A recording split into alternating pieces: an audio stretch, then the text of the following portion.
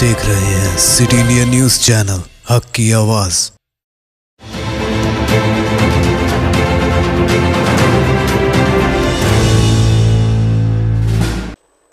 अस्सलाम वालेकुम नाज़रीन, सिटी इंडिया न्यूज़ के बुलेटिन खबरें रफ्तार से मैं आपका इस्तकबाल है। मैं हूं नौशीन।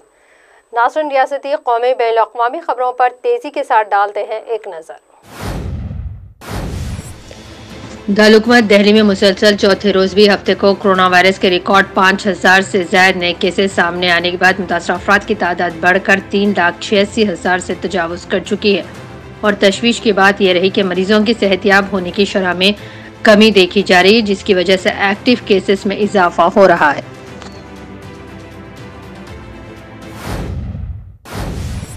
हिंदुस्तान की पहली और ताहाल वाहिद खातून वज़ीर आज़म इंदिरा गांधी की यौम शहादत के मौके पर कौम ने इन्हें खराज अक़ीदत पेश किया है। हिंदुस्तान की तारीख से सबसे ताकतवर वज़ीर आज़म में से एक इंदिरा गांधी को आज ही के दिन यानी 31 अक्टूबर 1984 को उनके सिख मुहाफिजों ने कत्ल कर दिया था।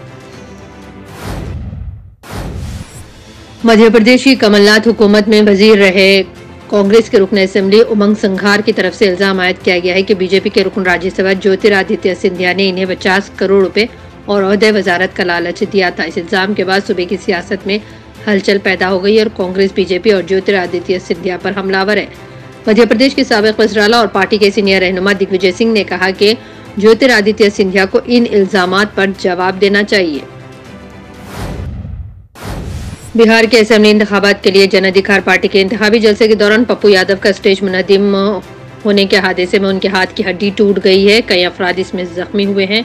हादसे के बाद पप्पू यादव ने कहा कि मैं सेहतमंद होकर जल्द आवाम के दरमियान आऊंगा।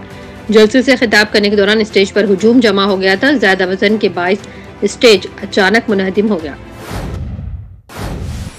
मरकज की नरेंद्र मोदी हुकूमत ने मालियाती साल 2019 और 20 के दौरान इश्तिहारात पर मजमूई तौर पर 713 करोड़ से ज्यादा रुपए खर्च किए हैं, जिसमें सबसे ज्यादा रकम इलेक्ट्रॉनिक मीडिया पर खर्च की गई। ये जानकारी आरटीआई के तहत दायर एक दरख्वास्त के जवाब में मुंबई की एक आरटीआई कारकुन को हासिल हुई।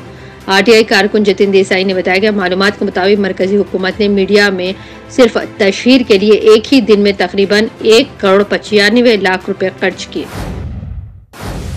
उत्तर प्रदेश के वज़ीर आला योगी आदित्यनाथ ने फिर जहर उगला है। इंतखाबी रैली से खिताब में कहा कि उनकी हुकूमत लव-जहाद की रोकथाम के लिए सख्त कदम उठाएगी। इंतबाह देते हुए उन्होंने कहा कि अगर रूप बदलकर बहन बेटियों की इज्जत के साथ खिलवाड़ करने वाले अगर नहीं सुधरेंगे तो इनका राम नाम सत्य की यात्रा निकाली जाएगी। इलाहाबाद हाई कोर्ट के इस फैसले पर कि शादी के लिए मजहब की तब्दीली गैर कानूनी है, सख्ती से अमल किया जाएगा और जल्द ही इसके लिए मौसर कानून भी बनाया जाएगा। रियासत तमिलनाडु के वजीर ज़राअत और AIADMK के सीनियर रहनुमा आर दुराई कनो का कोरोना वायरस से देहांत हो गया है, जिनकी उम्र 72 साल थी। दुराई कनो ने हफ्ते के शब चेन्नई के कावेरी अस्पताल में आखिरी सांस ली। कावेरी अस्पताल की जानिब से जारी मेडिकल बुलेटिन के मुताबिक 13 अक्टूबर को कोरोना वायरस से मुतासर होने के बाद इन्हें कोविड-19 अस्पताल में दाखिल किया गया था। अमेरिका में कोरोना वबा खतरनाक शक्ल अख्तियार करती जा रही है और मुतासरीन की तादाद के साथ साथ हलाकतों की तादाद में भी इजाफा हो रहा है। अवाम का कहना है कि इस वबा की रोकथाम में ट्रंप हुकूमत पूरी तरह नाकाम हो चुकी है। अमेरिका में ताहाल 2,30,000 से ज्यादा अफराद हलाक हो चुके हैं। अमेरिका में इस वबा ने शदीद शक्ल अख्तियार कर रखी और अब तक 51 लाख से ज्यादा अफराद इस जानलेवा वबा से मुतासर हो चुके हैं। जम्मू कश्मीर पुलिस सरबराह दिलबाग सिंह ने मिटेंसी का रास्ता अख्तियार करने वाले मकामी नौजवानों से कौमी धारे में वापस लौटने की अपील की और कहा कि हमारे जिन बच्चों ने गलत रास्ता अख्तियार किया है, अगर वो वापस आएंगे तो इन्हें किसी तरह का कोई नुकसान नहीं होगा। उन्होंने कहा कि इन बच्चों की हर तरीके से मदद की जाएगी। उन्होंने श्रीनगर के मज़ाफ़ाती इलाके ज़ेवन में राष्ट्रीय एकता दिवस के मौके पर मुनक़िदा एक तकरीब के दौरान नामा निगारों से बातचीत करते हुए कही है।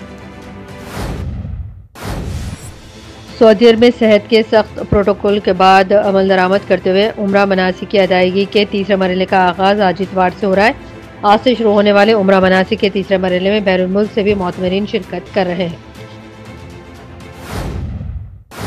कनाडा के वज़ीर-ए-आज़म जस्टिन ट्रूडो ने आज़ादी इज़हार राय से मुताल्लिक़ बयान में कहा कि यह आज़ादी बग़ैर हुदूद व क़ुव्वत के नहीं हो सकती और इससे मुख्तलिफ कम्युनिटीज़ बरादरियों की बिलावजह और जब दिल चाहे दिल आज़ारी नहीं की जानी चाहिए। में आए ज़लज़ले से शहर आज़मीर और इसके आसपास के इलाकों में 120 से ज़्यादा लोग जख्मी हुए हैं। ज़लज़ले के बाद साहली इलाकों में समंदर का पानी दाखिल और समंदर में पानी की सतह बुलंद हुई। इस ज़लज़ले के बाद समंदर के पानी दाखिल होने को छोटी सुनामी भी कहा जा रहा है। तेलंगाना के वज़ीर-ए-आला के चंद्रशेखर राव ने जिले जनगांव में कोंडाकंडला में पहली रैतु वेदिका का इफ्तिताह अंजाम दिया। हुकूमत के इस कदम का मकसद किसानों को एक ही प्लेटफॉर्म पर लाते हुए इनकी पैदावार पर भारी रकम हासिल करने को यकीनी बनाया जाए और किसान खुद अपनी आपसी मुशावरत से अपना मुस्तकबिल खुद तय कर पाए।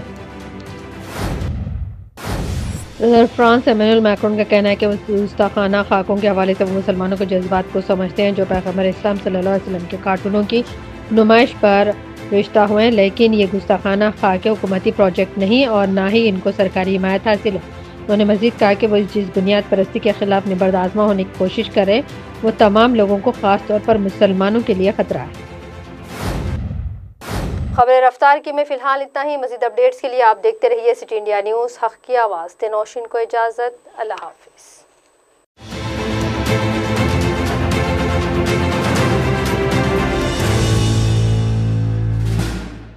दोस्तों, अगर आपको हमारी न्यूज़ और एंटरटेनमेंट तमाम प्रोग्राम पसंद आते हैं तो फिर लाइक करें, शेयर करें और सब्सक्राइब करें। और हाँ, बेल आइकॉन दबाना ना भूलें ताकि आप हमारी हर न्यूज़ और हर एंटरटेनमेंट प्रोग्राम से अपडेट रहें। देखते रहिए सिटी इंडिया न्यूज़, हक़ की आवाज़।